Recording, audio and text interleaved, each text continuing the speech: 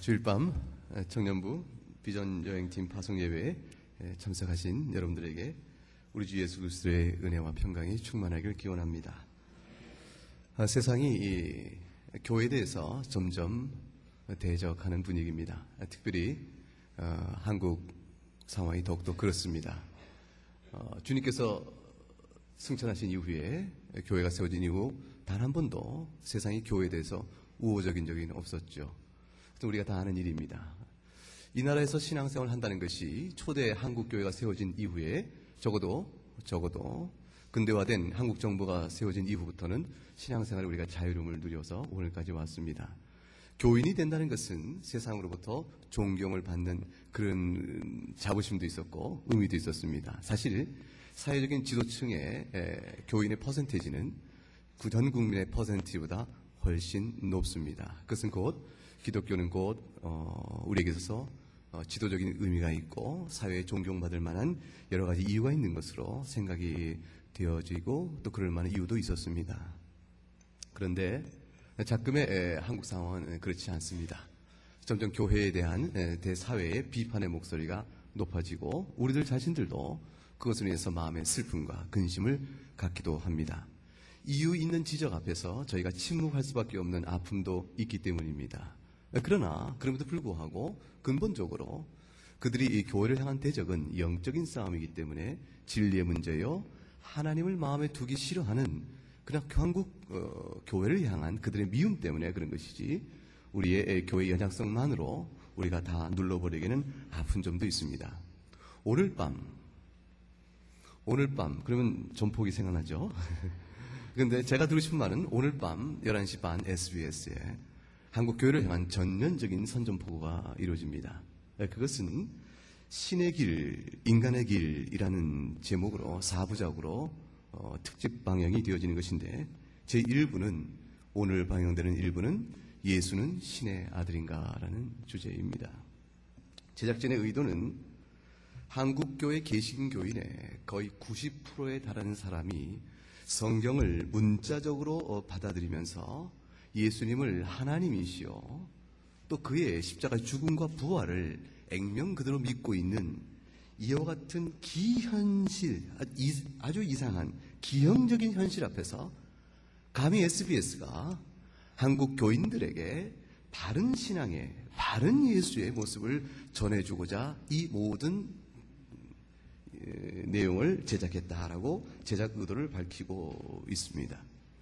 SBS가 한국 사회의 한 방송국이 교회에 하는 신앙, 성경을 하나의 말씀으로 믿고 있는 신앙의 90%가 되는 한국 기독교인들이 성경을 그대로 하나의 말씀이라고 믿고 있고 성경이 증거하고 있는 예수 그리스도에 관한 모든 고백을 그대로 믿고 있는 이 어떤 기형적인 현실, 그들은 이미 예단하고 있는 것이요 판단하고 있는 것입니다. 우리의 신앙이 잘못된 신앙을 걷고 있다고 단정하고 있습니다. 따라서 그것을 바로잡고 계몽시켜야 될 중요한 언론적 책임을 갖고 이것을 방영하겠다고 제작진은 의도를 밝히고 있습니다. 물론 문제를 피하기 위해서 기독교인의 보수적인 신앙 자체를 판단하는 것은 아니되 다만 이와 같이 성경을 해석하는 것도 있으니 잘 분별하여 아실 수 있도록 기회를 드리는 것입니다라는 조심스러운 정책 발언도 덧붙여 놓습니다. 오늘 방영될 내용의 중심 주제는 이것입니다. 첫째, 예수님에 관한 모든 내용은 신화라는 것입니다. 신화라는 것은 예수님은 실존 인물이 아니라는 것입니다. 실존 인물이 아닌데 초대 교회의 교인들이, 특히 사도를 비롯해서 초대 교회 교인들이 예수님을 실존하지 않는 인물을 가공적으로 만들어서 마치 그러신 것처럼 만들어 성경을 기록했다고 주장하는 것입니다. 그런 주장이 말이 되도록 하기 위해서 그들은 여러 학자를 쫓아다닙니다.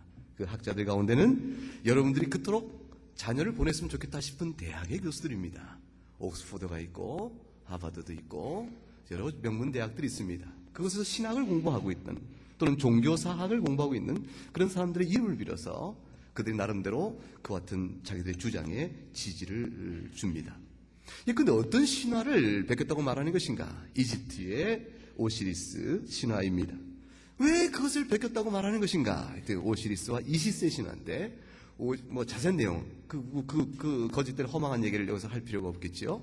다만 오시리스는 죽습니다. 토막이 나서 죽는데 그걸 다 찾아와서 이시스라는 사람이 오시리스를, 연인 관계인데 이시스가 오시리스를 다시 생명을 부활시킵니다. 여기 이집트 신화 속에 죽음이 있고 부활이 있는데 바로 성경 속에 십자가에 죽음이 있고 부활이 있으니 이것은 바로 신화를 차용하여 가공인물인 예수를 내세워 그들이 종교를 만든 것이다 라는 주장을 하는 것입니다. 여러분 생각은 어떻습니까? 또 두 번째 주제는 또 다른 학자의 얘기를 합니다. 만일 예수님이 신화가 아니요, 가공인물이 아니요, 실제 역사로 존재한 인물이었다면 그럼 그건 틀린 건 아닌가 이렇게 얘기할 때에 대해서 그들이 반론을 또 예비해놓고 있습니다. 역사상으로 실제 존재하긴 했지만 성경에 기록된 그런 분은 아니라는 것이죠. 예컨대 성경에 보게 되면 예수님은 동정녀 마리아에서 탄생하십니다. 동정녀 마리아의 탄생을 통해서 성령의 은혜로 말미암아 이 땅에 오신 그분은, 따라서 그분은 하나님의 아들이요 인간의 몸을 입고 오신 분이기 때문에 성자 하나님, 성부와 성자와 성령, 제2격 대신 성자 하나님께서 육신을 취하셨다. 그래서 한 하나님께서 신성과 인성을 갖고 계신 것이라 우리가 이렇게 고백을 합니다. 그러므로 그의 죽으심은 우리의 대속의 모든 죄인을, 그가 택하신 모든 죄인의 죄를 대속할 만한 능력과 가치를 지닌 것이요, 동시에 그의 부활은 그를 믿고 그와 연합한 자들을 함께 새 생명을 주실 만한 그런 부활이다. 그는 다시 오신다. 이 모든 내용이 실제 존재했으나 실제 역사상 예수는 그런 분이 아니라고 얘기하는 것입니다. 이건 전부 다 갖다 붙인 것이죠. 과장된 얘기라는 것이죠. 허망한 얘기를 붙인 거라고 주장을 합니다. 왜 그렇게 붙이는 것이 용납이 됐습니까? 그게 사회적으로 용납될 수 있었겠습니까? 묻자 당시 로마 사회가 황제를 신으로 섬기듯이 그들 가운데 영웅은 신격화시키는 문화적 경향이 있었기 때문에 그것이 용납이 됐다라고 얘기합니다.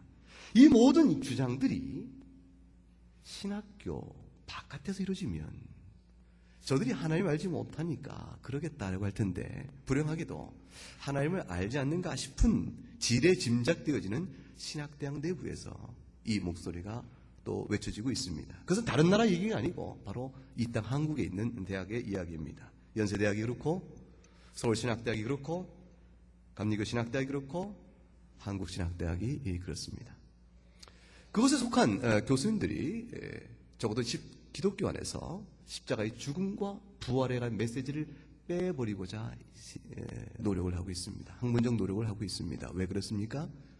십자가의 죽음과 부활은 곧 미신적 신앙을 낳는 것인데, 그 신앙은 앞으로 오는 모든 세대 속에서 점점점 사회가 발전돼 가고 우리 한국 사회에 계몽이 점점점 미치게 되어지면 적어도 종교로 더 이상 쓸 수 없으니 기독교의 파멸을 가져오는 것이다.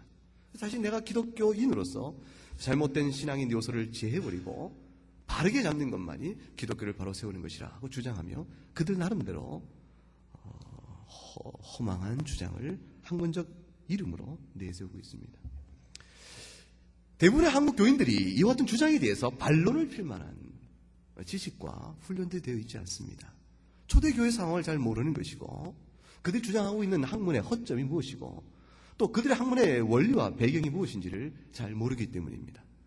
근데 그들이 신학대학 교수요, 그들이 이름 내놓으라 할 만한 대학의 권위를 있고 그 같은 주장을 해나갈 때 적어도 언론의 이름을 통하여 그것이 우리 한국 전역에 방송이 될 때 과연 복음의 문은 어찌 되는 것인가 생각하면 마음이 답답해집니다. 감히 그럴 수 있는가? 감히. 그들 말대로 기독교인의 90%가 성경을 문자적으로 믿고 있다면 그들이 감히 우리를 향해서 기형적인 신앙이라고 재단을 한다 할지라도 90%의 교인을 대항하여 계몽을 하겠다고 자신들이 감히 나설 수 있는 것인가? 무엇이 그들로 하여금 그렇게 담대하게 만들었는가? 여러분 생각은 어떠세요? 왜 한국 사회가 그렇게 변했습니까? 언제부터 그들이 우리를 향하여 가르치겠다고 나섰습니까? 우리의 믿는 바요, 우리의 신앙의 도리. 이건 매우 종교적인 것이라서 이 종교를 같이 믿는 사람 아니면 얘기할 수 없는 비밀스러운 것인데 그들이 감히 우리를 가르치고 계몽시키겠다고 나서고 있습니다. 왜 이 지경까지 왔을까? 여러 가지 이유가 있을 것입니다. 교회 자체의 윤리적인, 사회적인 비판, 아마도 우리들의 모습 속에서 그런 것이 있을 수 있겠습니다. 그러나 또 한 가지는 교회가 정치적인 상황에 맞물려서 교회 보수 교회가 보수 정치 세력과 동등시 되어지는 일면의 모습이 사회 저항 세력으로부터 그런 비판의 소리를 높이게 될지도 모르겠습니다. 그런 면이 다 있을 것입니다. 그러나 더욱더 제일 큰 문제는 한국 사회도 어느덧 해외에 있는 잘못된 신앙의 경향이 물밀듯 들어와서 이제는 어느 정도의 범위를 넘어서는 상당수의 신학의 무리 속에서 잘못된 신학이 이제 차고 넘치고 있다는 사실 속에서 우리가 알 수 있습니다. 계몽주의 요양이죠. 결국 그들의 모든 신학하는 학문의 발전은 오늘 방영될 그런 내용도 여러분이 보라고 말씀드릴 수도 없고 보지 말라고 말씀드리지도 못하겠습니다. 왜냐하면 어차피 내일이면 본 사람들이 수도 없이 예수 믿는 사람들 향하여 그 내용을 기초로 우리들에게 대화를 걸고 비방을 해러 올 것이 분명하기 때문에 그렇습니다. 질문을 해보겠죠. 딱 두 가지입니다. 그들은 이성에 합치되지 아니하면 잘못된 것이요 거짓이라고 결정합니다. 그리고 그것은 다 허망한 얘기라고 생각합니다. 두 번째는 오늘 우리가 경험하는 자연현상 속에 나타나지 않으면 그런 일은 있지 않았다고 얘기합니다. 오늘 우리가 경험하는 자연현상 속에서 부활이 없었으면 부활은 거짓인 것이라고 얘기합니다. 우리가 생각하는 이성에 비추어 사람이면서 동시에 하나님이신 분이 있을 수 없다면 그것은 예수님은 사람이면서 동시에 하나님이란 교리는 잘못됐다고 생각합니다. 이성이 어긋나니까 잘못된 것이요. 자연 경험 안에서 우리가 볼 수 없으니 잘못된 것을 단정합니다. 따라서 성경을 믿는 모든 것은, 성경을 그대로 믿는 것은 신앙이 아니요 신화를 쫓는 것이라고 우리를 계몽시키려 하지요. 그래서 성경은 무엇이라고 말합니까? 우리의 믿는 바, 내가 이 땅에 사는 동안, 이 짧은 한평생의 인생 동안에 주께서 내게 주신 은혜를 기초로 해서 곧 만날, 오늘도 목사님 말씀 주신 것처럼 지옥과 천국, 사람이 한 번 죽는 것은 정한 이치요 그 외엔 심판이 있다는 이 말씀 앞에서 우리 인생을 살아가며 세상을 지으시고 말씀을 다스리시는 하나님을 예배하고 살 것인가? 아니면 이 세상은 본래 있는 것이요 우리가 있는 이 성경조차도 우리가 허망한 이야기로, 공교한 이야기로 우리가 꾸며낸 것이라고 믿고 이 성경을 밀어버릴 것인가? 둘 중에 선택일이 결단으로 우리 앞에 요구되고 있습니다. 그러나 분명한 것은 사람이 한 번 죽으면 심판이 있습니다. 주님 앞에서 우리의 믿음의 부분을 판단받게 될 것입니다. 성경은 신화가 아닙니다. 신화가 무엇입니까? 사람들이 나름대로의 생각과 철학과 가치관을 또는 인간 살아가는 이 세상을 설명하기 위해서 가공적인 신들을 만들어서 이야기로 꾸민 것입니다. 인간의 성정이 그대로 반영됩니다. 여러분 보세요. 그리스 신화의 신들이 어떤 존재인가 보세요. 이집트 신화의 신들이 어떤 존재를 보시고 로마 시대 신화가 나타난 신들이 어떤 점을 보면 전부 인간보다 못합니다. 그들 가운데 신들 사이에 질투와 갈등과 미움이 있고 권력 다툼과 사랑 싸움이 있습니다. 거짓이 있고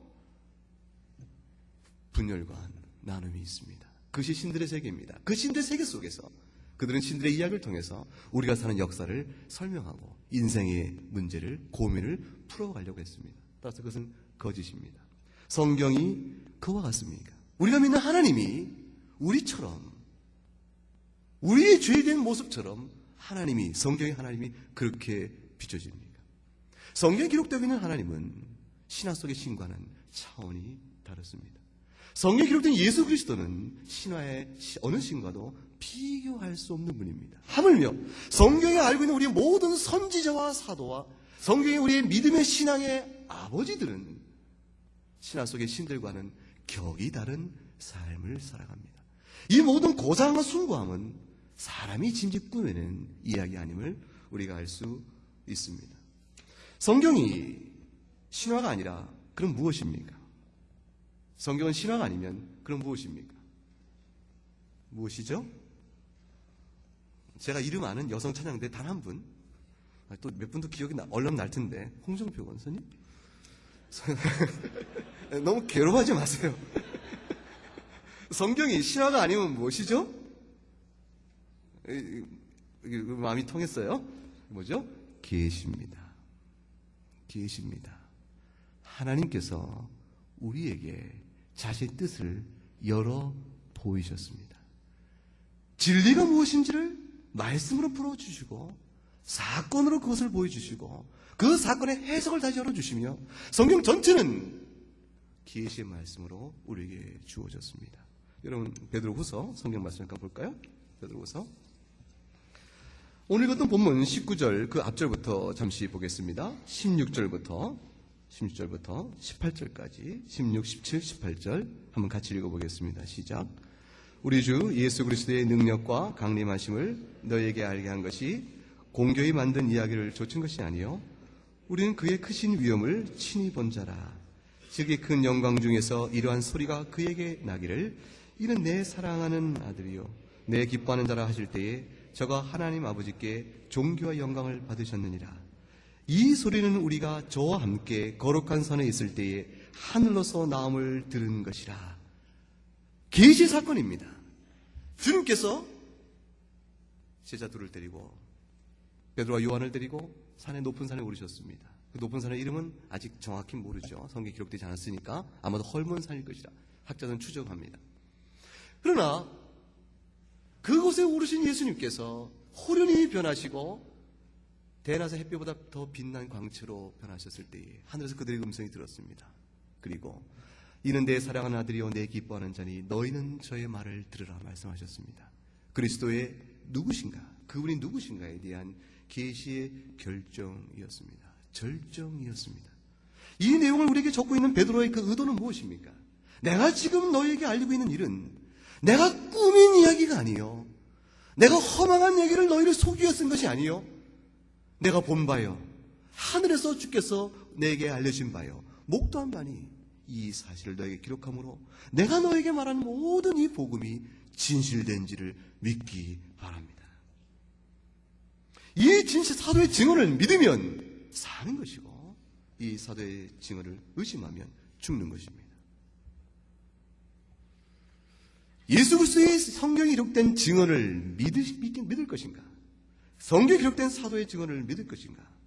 그것이 우리에게 요구되고 있는 신앙의 질문들입니다.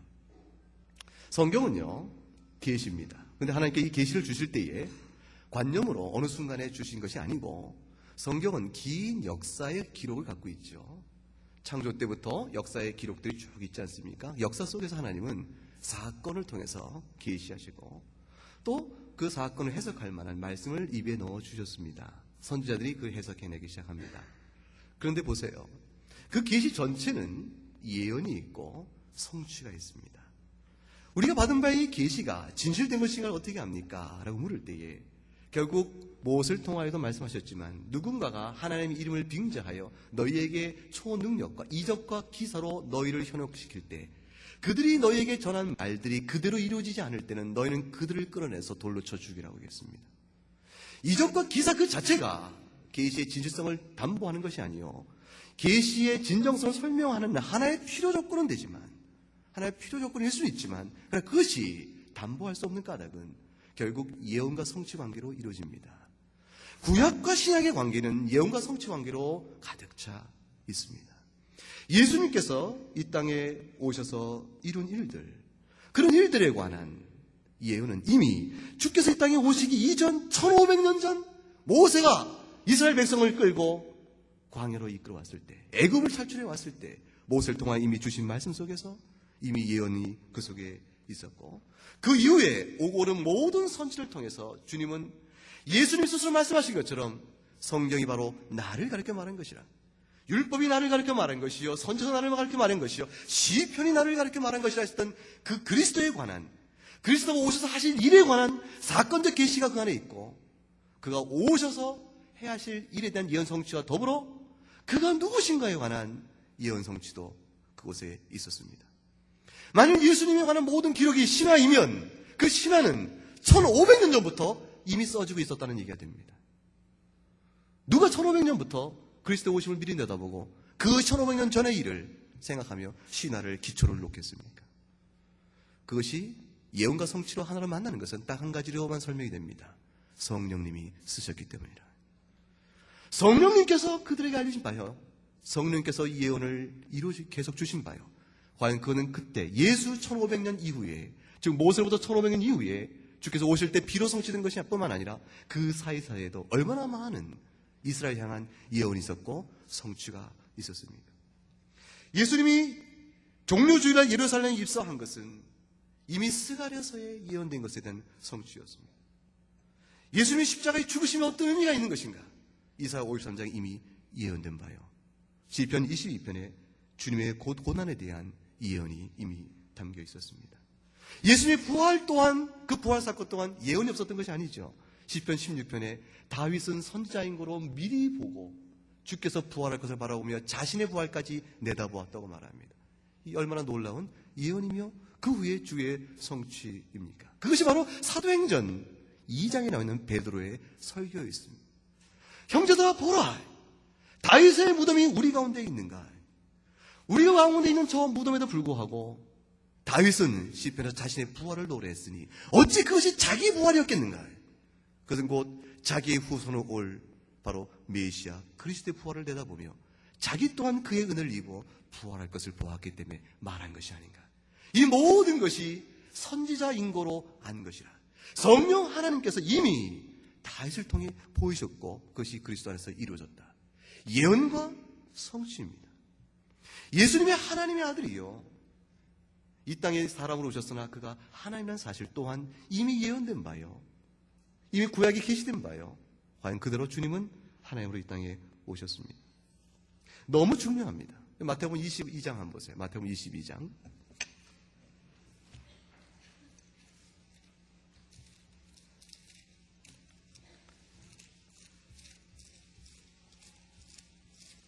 마태복음 22장 41절 말씀부터 보면 제가 가진 성경으로 38쪽 거반에 있습니다. 41절부터 46절까지 교독해 볼까요? 제가 먼저 읽습니다. 바리새인들이 모였을 때 예수께서 그들에게 물으시되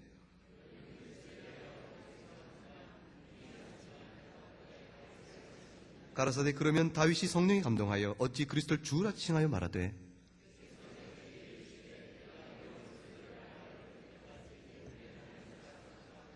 두 절 같이 읽습니다. 다윗이 그리스도를 주라 칭하였은즉 어찌 그의 자손이 되겠느냐 하시니 한 말도 능히 대답하는 자가 없고 그날부터 감히 그에게 묻는 자도 없더라. 시편 110편의 인용이옵니다. 주님께서 바리새인에게 물었습니다. 너희가 성경을 아느냐 물으신 것이죠. 성경을 아는가? 그렇다면 성경은, 즉 주님의 질문의 의도는 아주 핵심적입니다. 성경은 곧 누구를 중심으로 쓰신 글이라고 했죠. 성경의 중심은 누구라고 했죠? 예수 그리스도입니다. 성경을 안다면 누구를 알아야 되는 것이죠? 그리스도를 알아야 하는 것입니다. 너희가 그리스도를 어떻게 아는가? 라고 물으신 것입니다. 그것이 바로 너희가 성경을 아는가? 하는 것을 묻는 핵심적 질문이었죠. 즉 예수 그리스도가 과연 얼마나 성경을 아는가? 사두개인이, 바리새인이 이 앞에 보게 되면 질문을 해왔습니다. 주님이 나름대로 대답을 하시고 과연 너희가 성경을 아는가? 내가 너희에게 묻겠다고 물으신 것이 너희는 그리스도를 어찌 생각하는가? 라는 것이었습니다. 그 질문에 대해서 그들이 다윗의 자손이라고 얘기했죠. 자, 그럼 다윗의 자손인데 그 다음에 44절에 그러면 어찌하여 다윗이 그리스도를 주라 칭하였느냐? 주라 칭하였느냐? 주라 칭하는 말이 의미 있는 질문이 되어지는 까닭은 무엇입니까? 다윗의 자손이라는 것과 다윗이 주라고 칭함과는 모순이 있다는 것입니다. 함께 갈 수 없는 충돌이 있다는 것이죠. 왜 충돌이 있을까요? 다윗의 자손은 후손이요 사람인데 주는 하나님이시기 때문에 그렇습니다. 자신의 몸에 따라 뒤에 올 다윗의 자손, 즉 인간이 어찌 다윗의 고백여 예배를 받을 주님일 수 있겠는가라는 것입니다. 주님 이곳에서 그리스도가 누구신가에 대한 아주 핵심적 질문을 물으신 것이죠. 그가 사람인가 또한 하나님인가라는 것입니다. 이 질문은 이미 시편 110편에 성령에 감동되어 다윗의 입을 통하여 고백된 내용을 그대로 받고 주께서 물으신 것입니다. 주님이 예사로운 분이 아님을 다윗은 성령의 감동으로 선지자인 거로 이미 알았다는 것입니다. 여러분 요한계시록 한번 보세요. 12장 가보세요. 요한계시록 12장.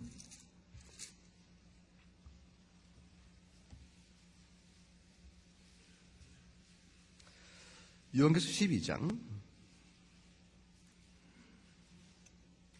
4절과 5절 같이 읽습니다. 시작. 그 꼬리가 하늘별 3분의 1을 끌어다가 땅에 던지더라. 용이 해산하려는 여자 앞에서 그가 해산하면 그 아이를 삼키고자 하더니 여자가 아들을 낳으니 이는 장차 철장으로 만국을 다스릴 남자라. 그 아이를 하나님 앞과 그 보좌 앞으로 올려가더라. 여기서 여자는 1절에 보게 되면 하늘에 큰 이적이 보이니 해를 입은 한 여자가 있는데 그 발에는 달이 있고 그 머리에는 12별의 면류관을 썼더라. 그 표현의 독특성을 비추어서 이것은 곧 전체로 학자들의 의견에 따르면 결국 교회를 가리킵니다. 하나님이 택한 모든 백성들, 즉 택한 무리요, 하나님의 영광을 입은 자들이요, 교회인데 여자가 아들을 낳으리니 그랬습니다. 이 아들은 교회를 통해 낳는 아들이 사람이겠습니까? 하나님이겠습니까? 사람이죠. 사람인데 근데 그 다음 보면 5절 이는 됐어요. 2절 이는 철장으로 만국을 다스릴 남자라. 그 아이를 하나님 앞과 그 보좌 앞으로 올려가더라. 중요한 표현이 나옵니다. 철장으로 만국을 다스릴 남자는 누구십니까? 시편 2편의 인용입니다. 시편 2편에 가게 되면 철장으로 만국을 다스리는 남자는 곧 메시아를 가리킵니다. 그는 곧 내가 오늘 너를 낳았다고 말하는 메시아적 신성과 맞물려 나갑니다. 다시 말하면 교회가 낳은 아들인데 그는 곧 교회를 구원하는 구세주가 되어집니다. 교회가 낳은 아들인데 교회를 구원하는 구세주, 그는 곧 철장으로 만국을 다스릴 우주적 왕권을 가진 자, 그가 곧 하나님의 아들로 연결이 되어 나갑니다. 여기에 신비가 있는 것입니다. 우리의 구세주는 육신을 따라오시되 다윗의 계보를 따라오시되 가산수라는 사람이 아니요, 그가 성부, 성자, 성령, 영원부터 계셨던 천지를 말씀으로 지으신 제2격 되신 하나님이심을 설명하고 있는 대목입니다. 그것이 시편 110편에 예언되어진 것이요, 예수님께서 마태복음 22장에 너희가 성경을 아는가? 라고 물으셨습니다. 주님이 누구십니까? 예수님이 누구십니까? 예수님이 사람이신데 하나님이라고 우겨대는 것이 아니라 이거는. 우리가 예수님이 사람인데 이를 신격화시켜서 하나님이라고 우겨대며 숭배하는 것이 아니요, 이미 오래전에 성경을 통해서 예언하신 바요, 계시로 보이신 바요, 그가 오셔서 과연 약속대로 우리의 구주가 되셨느니라. 그 사건을 변화산에서 사도가 목동한 것입니다. 호련히 변하더니 하늘의 빛보다 밝은 빛으로 광채가 변하시더니 하늘에서 음성이 나 말하기를 내 사랑하는 아들이요 내 기뻐하는 자라. 예수 그리스도의 하나님 되심을 설명합니다. 요한 사도가 그래서 요한복음 1장 1절에 태초에 말씀이 계시니 이 말씀이 하나님과 함께 계시되 곧 하나님이시라고 고백하고 있는 것입니다. 성경은 원본이 없습니다. 원본이 없다는 일로 인해서 우리 믿는 바 신앙을 조롱하고 우습게 여기는 사람들이 있습니다. 그러나 원본은 없지만 원본에 최대한 가까운 정확한, 원본에 쓰여진 내용의 가장 정확한 사실을 우리가 확인할 수 있는 가장 놀라운 책입니다. 원본이 없을 때에, 사본만 있을 때 우리가 원본에 가장 가까운 것을 어떻게 판단할 수 있겠습니까? 우선 사본이 많으면, 베낀 글이 많으면 원본을 찾는 데 좀 쉽겠죠? 그렇죠? 주무세요? 이 간단한 질문에 대답을 안 하면 매우 비협적인 설교 태도예요. 그렇죠? 사본이 많으면 원본을 찾는 데 도움이 되겠죠. 근데 원본하고 사본이 기록된 시대가 좀 가까우면 가까울수록 원본에 대한 진실성을 확인하기 좀 좋겠죠. 근데 사본이 아무리 많아도 서로 너무 다르면 원본을 찾기가 어렵겠죠. 근데 사본이 많은데 그걸 비교해 보니까 오차가 적으면 적을수록 원본을 찾기 쉽겠죠.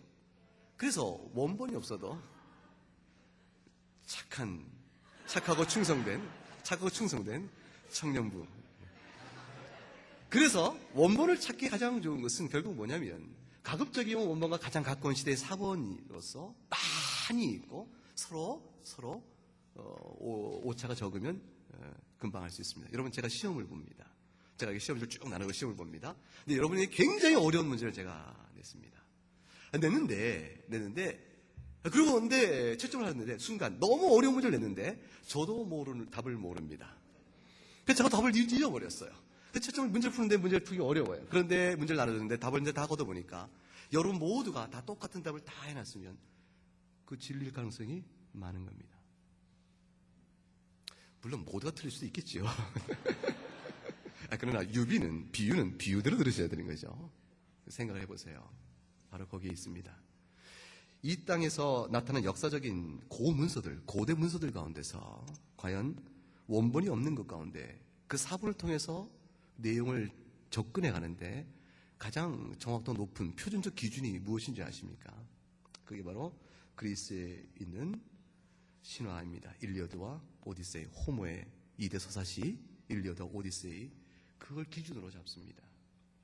그래서 신약 성경은 그 사본의 배수가 오디세이와 일리어드를 쓴 호모의 대서시를 기준으로 이 정도면 원본에 가장 가까운 것을 인정되는 표준적 기준에 비추어 사본의 양이 40배가 많습니다. 더군다나 원본과 사본의 간격이 신약 성경의 경우는 20분의 1입니다. 아주 가깝습니다. 신약 성경은 거기다 예수 그리스도에 관한 사도의 증언으로부터 100년 이내에 다 쓰여진 글들입니다. 더군다나 사본 사이의 오차를 비교해보면 신약 성경 사본의 오차는 그 일리어드 오디세이에 비해서 10분의 1에 불과합니다. 40배나 많은 사본의 수, 20배나 가까운 원본과의 시간적 간격, 그리고 오차가 10분의 1에 불과하다. 그걸 모두 곱하면 8,000입니다. 정확도는 가장 인간이 쓴 고대 문서 가운데 원본에 가까운 표준적 기준으로 잡은 것에 비하여 8,000배나 정확도가 인정이 되어집니다. 성경은 비록 원본은 상술이지만 사본으로 원본에 가장 가까운 내용을 거의 망라합니다. 지금도 사본이 계속 발굴되는 게 있고 사본학적인 가치를 평가를 하다 보게 되면 성경의 성경의 글을 정리해서 약간의 학자들은 이견차가 있을 수 있습니다. 그러나 어떤 것이라도 예수 그리스도의 대속의 은혜와 부활의 영광을, 생명을 훼손할, 복음을 훼손할 어떤 사본도 있지 않습니다. 있다면 소위 말하는 도마복음이니 유다복음이냐는 여러분 신문에서 혹 들을지 모르고 방송에서 혹 들을지 모르겠어요. 성경에 편집되지 않은 다른 복음서는 부활을 얘기하지 않습니다. 대속의 은혜를 얘기하지 않습니다. 그런데 사람들이 얘기합니다. 성경에 편집된 외에 또 다른 문서가 있는데 그 문서는 성경과는 다른 얘기를 하니 기독교가 정치적 이유로 이걸 배격하고 진리를 배격하고 일방적인 내용만 수록했다고 말합니다. 거짓입니다. 초대 교부들은 정확하게 알고 있었습니다. 그것들의 존재를 알고 있었고 그것들의 내용을 알고 있었습니다. 그러나 그들은 또한 한 가지 더 알고 있었습니다. 그것이 성령으로 감동되지 않은 것을 알고 있었습니다. 그것이 그리스도께서 생전에 가르친 사도들의 복음과 어긋나는 걸 알고 있었습니다. 따라서 그들은 복음의 이름으로 돌아다니고 있었지만 교회 내에서 끊어내고 읽지 못하도록 다 정리한 것이었습니다. 그것이 오늘 우리에게 내려오고 있는 성경입니다. 2000년 세월이 지났다고 하여 학자들의 권위를 입어서 그들이 소위 그걸 찾아냈다고 하여 새로운 것이고 진리를 발견한 것이 아닙니다. 묻혔고 이미 교회가 거짓으로 단정하고 버렸던 묵은 자료가 2000년 세월에 다시 드러나 오늘날도 믿는 자마저도 미혹하고자 하는 것에 불과합니다. 오늘 갈라디아서 4장 19절 말씀 본문을 다시 돌아오면 베드로후서 1장 19절 말씀. 갈라디아서는 청년부에 설교한 본문이었습니다. 베드로후서 1장 19절 말씀 보세요. 19절 같이 읽어볼까요? 또 우리에게 더 확신한 예언이 있어 어두운 데 비치는 등불과 같으니 날이 새어 샛별이 너희 마음에 떠오르기까지 너희 것을 주의하는 것이 가아니라. 그렇습니다. 우리에게는 예언이 있습니다. 하나님의 말씀이 있는데 어두운 데 비치는 등불입니다. 우리가 속한 이 세상은 죄로 인해서 무지로 인해서 지혜의 결핍이요 도덕적 타락으로 어두워져 있습니다. 할 수만 있거든 그리스도의 복음을 방해합니다. 그곳에 등불처럼 비추고 있는 유일한 참된 진리의 길은 오직 성경 이 말씀 하나입니다. 청년부가 비전 트립을 갑니다. 저들이 대만에 가서 무엇을 얘기합니까? 오늘 드라마를 봤죠? 워십을 봤죠? 무엇을 얘기합니까? 예수 그리스도를 얘기합니다. 예수 그리스도 생명을 얘기합니다. 또한 무엇을 얘기합니까? 우리가 죄인 이것을 얘기합니다. 하나님이 세상을 창조했음을 얘기합니다. 사람이 죽은 다음에 심판이 있음을 얘기합니다. 천국과 지옥을 이야기합니다. 우리가 저들에게 묻습니다. 당신이 무슨 권위로? 당신이 말하는 모든 무슨 권위로 당신이 그런 말을 하는 것이며 당신이 우리에게 전하는 바의 진실을 우리가 어떻게 알겠습니까? 무엇으로 그 비싼 돈을 들여 대만까지 가서 허망한 얘기를 하겠는가? 저들의 비전 트립은 어두움에 빛을 비추가는 예언의 사자들입니다. 저들이 그곳에 가는 것입니다. 그들이 성경 말씀, 온갖 허망한 공견 이야기로 대만을 덮고 있는 미신적이며 죽음의 영이 어두운 영 가운데 그 어둠 속에 저들이 가서 작은 촛불 하나 밝히는 것입니다. 진정한 빛입니다. 진리입니다. 생명입니다. 저들의 노력으로 대만의 어린아이가, 저들의 서툰 중국어로 하나님 감동하셔서 대만의 아이가 복음을 받고 심령이 미치면 마치 제가 어릴 때에 교회에서 빵 하나 얻어먹으려고 성탄절날 아주 어릴 때 교회 갔다가 주님을 만났습니다. 그것처럼 한국에 온 청년들의 복음을 듣고 대만의 한 어린 영혼이 주를 만날 수 있습니다. 이것이 생명이기 때문에 저들은 가는 것입니다. 이것이 생명이기 때문에 청년들을 보내는 것이고 이것들이 생명이기 때문에 우리는 계속 선교를 위하여 기도하고 노력하고 물질로 후원하며 저들을 격려해야 하는 것입니다. 기도하겠습니다. 하나님 아버지, 어두운 때에 복음을 먼저 믿게 하시고 교회를 세우게 하시고 주님을 섬기게 하심을 감사합니다.